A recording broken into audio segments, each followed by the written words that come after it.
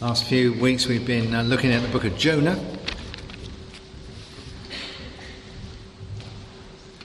So we start off with lots of inspiration. The Lord comes to Jonah and says, "I've got a task for you." Very inspiring in the sense that God had a purpose for him. And that he said, look, there's a direction for your life. I've got something for you to do. It's a personal thing. God meets him personally. We're very inspired by that God should do that with us. Calls us to something. Calls us to a purpose. Calls us to something that stops us just sitting on the sofa of life, waiting for something else to happen. And so I want you to do this. It's not easy, but it's important. I want you to do it. And Jonah says, I don't want to do that. And Jonah goes off and does the boat thing. He wants to get away from the Lord, and so he goes to Spain. Nineveh, say, sort of northeast. And he goes due west as a sign of tremendous disobedience. But as he's sailing away, God pursues him, doesn't give up on him, literally sinks him, gets swallowed by this great fish, where he has a kind of a period of learning, as you might say. And finally, when he's realised he was wrong and God was right and God is in control and he wasn't in control, God says, we've got there. And he says to the fish, spit him out. And the fish spits him out on the beach. That's the end of chapter 2. You all wish you'd been here for the last 3 weeks, especially the spitting out bit. And then, at the beginning of chapter 3, we read this. I just say that because it really doesn't work, chapter 3, without the first 2 chapters. Once again, the Lord spoke to Jonah. He said, go to Nineveh, that great city, and proclaim to the people the message I have given you. So Jonah obeyed the Lord and went to Nineveh, a city so large that it took 3 days to walk through it. And Jonah started through the city, and after walking a whole day, he proclaimed, in 40 days Nineveh will be destroyed. The people of Nineveh believed God's message, so they decided that everyone should fast, and all the people, from the greatest to the least, put on sackcloth and showed they had repented. And when the king of Nineveh heard about it, he got up from his throne, took off his robe, put on sackcloth, and sat down in ashes. And he sent out a proclamation to the people of Nineveh, this is an order from the king and his officials. No one is to eat anything. All persons, cattle and sheep, are forbidden to eat or drink. All persons and animals must wear sackcloth. Everyone must pray earnestly to God and must give up his wicked behaviour and his evil actions. And perhaps God will change his mind. Perhaps he will stop being angry and we will not die. When God saw what they did, he saw that they had given up their wicked behaviour, so he changed his mind and did not punish them as he said he would. So really want to just share with you the strength of the first 4 verses actually of that. And once again, the Lord spoke to Jonah and said, go to Nineveh. This is a real take 2. This is a real example of God saying, let's try that again, shall we? The beginning of it, he says, go to Nineveh and prophesy against them. And Jonah goes off to Spain. And it's a disaster. It's a car crash. He's sunk. It's all this business. And then he's spat back up on the same beach, the same place. And he's done the complete loop. And here we are again. And God says to him, let's try that again, shall we? And the more I felt that, just thought through that phrase, let's try that again, shall we? I just think, is that not at the heart of the gospel of Jesus Christ? Those of you who are Christians here this morning, you became a Christian at some stage. But being a Christian is not just becoming a Christian when Jesus calls you off the beach and says, follow me. If, like me, you've lived a pretty ordinary life with all kinds of ups and downs, the message of Jesus that comes again and again and again and says, let's try that again, shall we? Is huge. Because if he didn't say that, we'd have blown it years ago. I'd be somewhere in the fish. I just want you to resonate in your hearts with this morning. It is in the gospel. We know it well with the big characters of the New Testament. isn't it? Well, after Peter has done all the sort of denying and the going off and running away and fishing and not catching anything, and he comes back to the beach where he'd been called so long ago, and Jesus says, after the interview without coffee, he says, let's try that again, shall we? And when St. Paul has been in Jerusalem and slowly going to burst a blood vessel and roars off to Damascus to destroy the church, and is stopped in his tracks and put on the ground. It's very similar to Jonah, isn't it? And turn round. What does he do? God says, well, let's try that again, shall we? He goes back to Jerusalem to preach the gospel. I want to say to you this morning, in terms of Jonah, where we were thinking about his God's mission for you, perhaps small things. Say, I want you to pray a new prayer this week. I want you to believe something new this week. I want you to trust me for something new this week. I want you to give generously to something new, or of your time, or I want to give up something this week, or I want you to take up some new project, become something you have not been. And he said that last week and it didn't come off, and you've been in revolt and you say, I don't want to do that, I don't want to know, I'm disobedient. It could be something in the week, it could be something in half your life. You need to hear this message this morning which says, let's try that again, shall we? Let's try it again. I think it's so important to hear it, because if you're anything like me, you don't believe it. You don't really live like that. And looking at Jonah, I offer you two reasons why he might not have, and I probably don't. And the first is definitely that it's a great thing to be saved. It's a great thing to know that Jesus reaches out to you. It's a great thing that he forgives you for your sin. But after he's done all of that, there's a great temptation never to feel quite the same again. You might be alive, but you're not any good to do what you were going to do. If I'd been Jonah and I'd been given, in those days, prophecy was a high calling, and I'm going to think, thank you, Lord. Thank you for the big fish. Thank you for all this. I've really been through it. But I'm glad to be alive, but I haven't got it for being a prophet. I mean, obviously, I've not got the obedience. I'm a nasty person. I don't do this. Bad self-image, Can't do it. Can't do it. And other people say, well, it's good to see you again, but you get that in our whole lives. Where something has gone wrong, people will take you back, but they remember. I was saying last week, you get leaders of the church who do something badly wrong or publicly badly wrong, and they go off and they get recycled and forgiven and go on retreats and are better again, but they're never the same again. And they never get a job again. They're kind of in rehab, Oh yeah, so-and-so's really nice. So that happened, but he's been all right since. Don't quite do the same job again. Now that's just high profile. But in our own lives, I'm thinking, am I ever going to be able to say to somebody what needs to be said, which is a tough word, when I've not been good? I can't say that. Can I share something with somebody when I've really not done it myself? It doesn't work. Because at the end of the day, although Jonah's alive, although God loves him, although he's been rescued, and all the message of the gospel, he still smells of fish. And he's going to go on selling us fish for a long time. And in my own mind, I'm thinking, I might have had a shower, I might have been saved, I might have been forgiven, but I still smell of fish. I still did it. I didn't believe. I wouldn't do it. I'm still disobedient. And other people have a good sense of smell as well, don't they?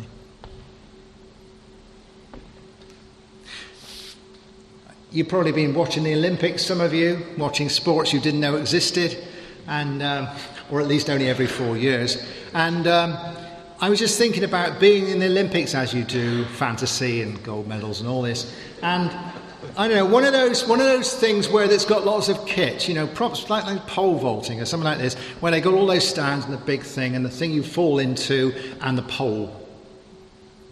and the Lord calls me to pole vaulting.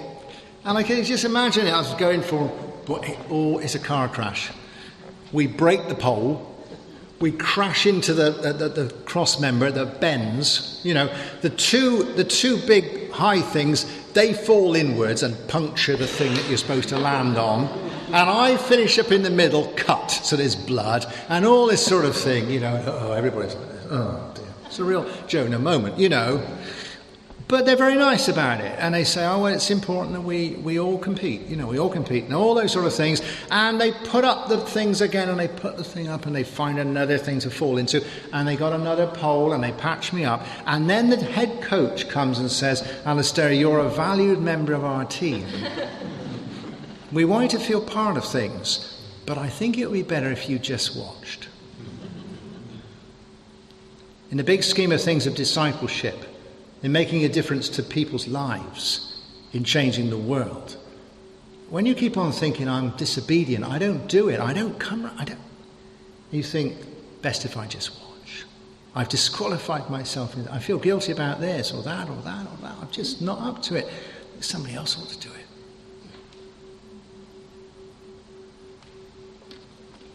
But it's not like that. He says, let's try that again, shall we? Let's try it again.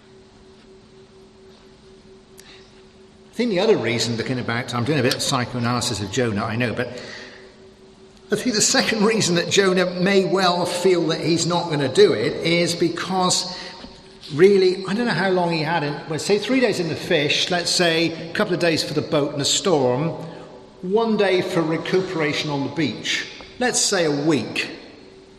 A week is a long time, not just in politics, but in a storm. And the moment has passed.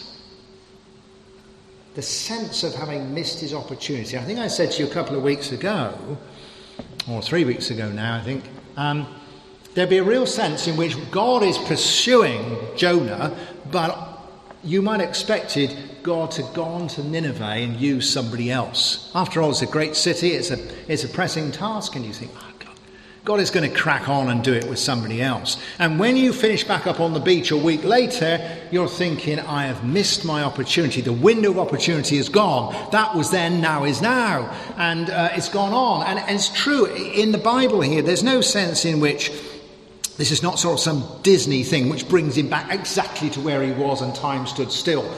After all, when he went away, he probably would have gone on a boat with a cargo, and they would have probably loaded it up in the harbour by the quayside. But unless the big fish has been learning special circus tricks, he's going to spit him out on the beach, isn't he? He's not exactly where he got on. And if he's had a week, in a week, Nineveh would have moved on. Many children have been born, and people have died, and for all that lot of Nineveh, many sins would have been committed in a week. So the world does move on. But in terms of God and Jonah, there's a freeze frame here. God says, let's try it again. What? I thought it was... No, I've held it for you. Let's do it again. I haven't done the Nineveh thing. I've been waiting for you. That is a huge thing, because I think we often feel we've missed an opportunity. I should have said something to so-and-so, and I didn't. But the opportunity has passed. Somebody needed something then, and I wasn't giving. Well, it's gone now. And you begin to move on with a life of a degree of regret and nostalgia, and if only. And things I could have done, and opportunities that came and went. And so I don't believe that he says, let's do it again, because it's not there to be done. He might say, let's do something else. He might say, well, Nineveh's a bit tough, let's try Jerusalem as a start. But the idea that we are back again where we were is something which is not what we believe. We think we are people of missed opportunities, even in small things. If only I grasped it then, but now it's now. But God is not like that. God stops time for us. It's a bit like me watching a DVD at home, and there's a ring on the doorbell, and I sort of do the thing, find the thing which goes pause, and go to the door, and outside there's a car crash, and I get involved in the car crash, and the car explodes, and I go in an ambulance to Trelisk, and I wait a week, and then they see me, and then I'm put back together again, and then finally I arrive home here. And then I come in and it's still there. Press play. God is like that. The world goes on, but in terms of your mission, your life, what God has called you to do, even the small things, the opportunity does not go because he holds it for you. And if you think this morning, well, I should have done this, and this, and this. Perhaps you think, I've lived the wrong life. Some people think that. Or perhaps you just think, I've lived the wrong week. Never have that again. And God says, well, I've just, in terms of my relationship with you and what I've got for you to do, God says, actually, I freeze frame this. And coming back to the Olympics, I feel, what I believe very often is that God has picked me up at the wreckage of the pole vault and he's taken me to the med centre and he's patched me up and he says, oh, you're okay, I'm ready to go. And I come back into the arena just in time for the medal ceremony. And they're playing the Stars and Stripes. Or even worse, the Marseillaise. And I think I should have been here. I should have been here. But actually, God says, actually, we held it. We've been doing mixed doubles in tiddlywinks. But we've been just waiting. Here's the poll. Let's try it again. Where do you hear that this morning? Many of you have come here to communion many times. And you think you have missed opportunities. You have added some degree of disobedience. You didn't want to do that. You didn't want to believe that. You didn't want to hope that. You didn't want to pray that. You didn't want to give that. You didn't want to be that. And you think, I know I'm forgiven, but I blew it. I know I'm forgiven, I missed that opportunity. Or you think, I know I'm forgiven, but I'm permanently disabled. You need to hear the word of grace. Let's try it again. Let's try it again. Friends, that's just one verse. But I just felt the more I thought about it, the more strong it was, really. And sometimes for preachers, we think, oh, we preached about that before. And God says, let's try it again. Some of you will have heard the verse before. He says, I want you to hear it again. I want you to hear it again. When I started to write this sermon, it was going to be the whole chapter. And then it was going to be 3 points. And then I scrapped in the middle of yesterday afternoon the third point. So we had 2 points. It's 20 past, and that was the first point. And I'm just thinking, do I want to say any more? I think that is enough. Because if I say something else, you might forget what I've just said. You know, as a church, many of you, some of you visitors, do not let me make any comment about your churches. But our church here and many churches I've been in before, there have been so many missed opportunities. So many times when we could have preached the gospel and we didn't preach the gospel. So many times we could have welcomed somebody and we didn't welcome somebody. So many times we could have prayed with somebody and we didn't pray with them. So many times we could have given sacrificially and we didn't. And God says, so let's try it again, shall we? And the world tells you there's never a second chance. That's not true. The world tells you you're never going to get back to where you were. It's not true. The world tells us, yes, you're forgiven technically, but actually, you're disabled. It's not true. The gospel of Jesus Christ is that he forgives us for our sins 70 times, 7 times, 7 times, what have you, to begin again. I just think we'll leave it with this morning. And just hear that. And just as you just imagine coming back into the arena. Remember St. Paul saying he wants to go on to win the prize in Philippians, you know? And the Lord hands you back the bar, the pole, and says, let's try that again. And you look up at the podium. You say, yeah.